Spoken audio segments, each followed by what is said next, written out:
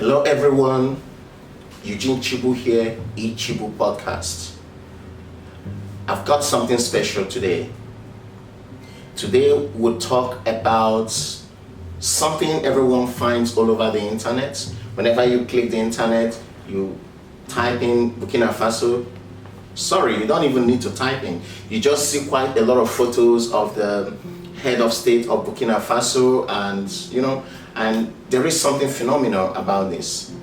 There's a lot of story about how the military head of state of Burkina Faso and some other states in Chad and Mali have finally decided to defend their sovereignty, get rid of France, who's been a pain in the neck in those countries.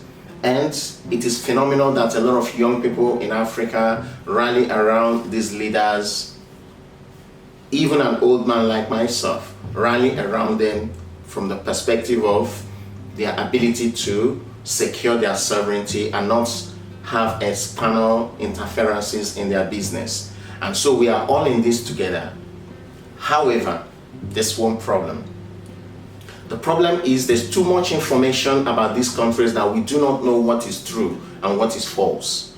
Many a times on the internet, the head of state of Burkina Faso is shown where he is speaking.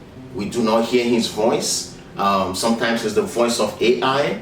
And a lot of people are clickbaiting and using information about Burkina Faso and the president, Ibrahim Traore, in order to sell their wares, in order to promote their online business, and sometimes in order to talk sense and talk rubbish. But today, we've got something for you.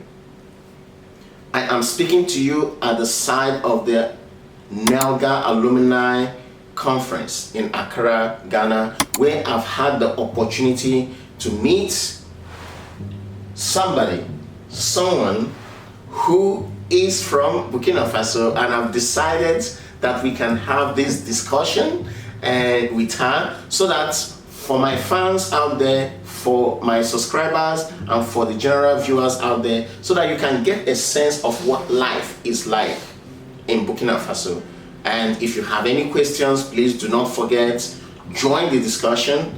It's going to be in English from my side and French from her side.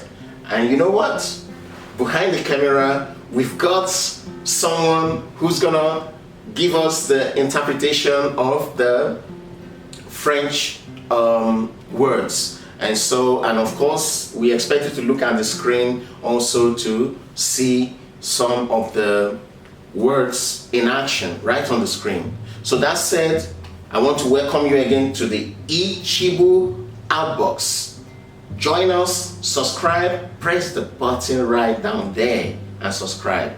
If you already subscribed, please tell somebody else to subscribe. You need to help us grow this channel. It's been phenomenal and it's been growing, but most importantly, we are having a discussion, something that is more of an evidence. So please join the discussion, tap down the comment section. If you have something to say, say it in English or in French. That said, I would like to welcome my guests for this particular podcast and for this particular episode. And I'm not going to get so much into that. I'm just going to ask her to introduce herself, and then you can hear directly from her. That said, you're welcome. Welcome. Good. So, for a start, I would like you to introduce yourself. Okay. Bonjour tout le monde. Moi, je suis du Burkina Faso. Je suis contente de vous rencontrer ici à la conférence de NELGA au Ghana. Et je fais partie d'une plateforme multi-acteurs sur la gouvernance foncière au Burkina. Et je suis également enseignante, vacataire à l'école secondaire. Je milite plusieurs organisations. Et donc, j'ai été invitée par NELGA pour assister à la conférence des alumni du NELGA. Et donc, le professeur m'interroge sur la question foncière au Burkina. Ce qu'il y a, c'est que la population burkinabé est majoritairement rurale et il y a assez de problèmes concernant le foncier, comme les conflits entre agriculteurs et éleveurs, la pression démographique et bien d'autres. Et je peux citer aussi la lenteur administrative. Et donc, avant, c'était les organisations non gouvernementales, ONG, et l'organisation des sociétés civiles qui s'occupaient plus de la question foncière au Burkina. Et donc, l'arrivée du régime Traoré, le gouvernement actuel a pris conscience de cet état de fait et s'engage à s'occuper également de cette question qui était intéressée plus par les ONG et les OSC. Et donc, sur ce, j'attends vos questions.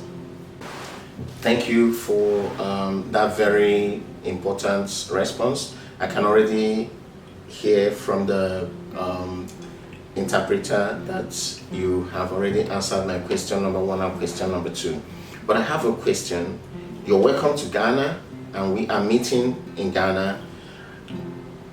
What passports did you use to travel from Burkina Faso to Ghana? C'est le passeport de l'Union ECOWAS. Okay. De l'UEMOA, le passeport de l'UEMOA. Nous utilisons toujours, je n'ai pas autre passeport. C'est le passeport de l'UEMOA. So, I know I got this. She came with ECOWAS passports, right? So, and that is one of the misinformation out there. One of the misinformation is that the Sahel states have left ECOWAS, and because of that, they are no more part of ECOWAS, but we can see that she had to travel with ECOWAS passports. So my next question to her would be, can I, because I'm also ECOWAS from Nigeria, can I travel with ECOWAS passports to Burkina Faso? Bien sûr, si moi j'ai pu venir ici avec mon passeport de l'UEMOA, c'est que lui, il peut venir avec son passeport de l'UEMOA. Toute personne qui a un passeport de l'UEMOA peut venir tranquillement, sans problème, au Burkina Faso. You know, we are here in Ghana for land governance capacity, and a lot is said about Burkina Faso. Can you tell us how the government of Burkina Faso is addressing the land governance problem in Burkina Faso? Comme je disais, il y a beaucoup de problèmes fonciers au Burkina. Et donc, le gouvernement actuel a décidé que avant, il y avait un phénomène inquiétant au Burkina Faso. Les propriétaires immobiliers, les sociétés immobilières achetaient de façon effrénée les terres agricoles au Burkina Faso. Et donc, il y a eu des décrets, des lois et des décrets sur cette question-là. Aussi, il a été dit que si tu es un particulier, tu veux acheter des terres au Burkina Faso, à partir de 10 hectares, cela doit être passé en conseil de ministres avant que cette personne avant qu'on l'accepte, on approuve l'achat. My next question is, under Monsieur Traore, and the government has anti-imperialist stance, what reforms has the government put in place to ensure that France and Europe do not control the affairs of the country? Non, ça, sur cette question, je pense que ceux qui ne sont pas du Burkina ont une autre vision du Burkina. Nous qui vivons au Burkina, nous savons que c'est pas cela. Sinon, le Burkina allait être invivable. Le Burkina est bel et bien vivable. Et le gouvernement ne punit pas tout ce que Traoré fait, le président Traoré fait. Nous l'approuvons et tout ça c'est pour le changement. Et récemment on a voté que si tu brûles le feu, les feux tricolores, si tu passes, quand c'est au rouge, tu ne t'arrêtes pas, on t'arrête et tu participes à la construction du pays.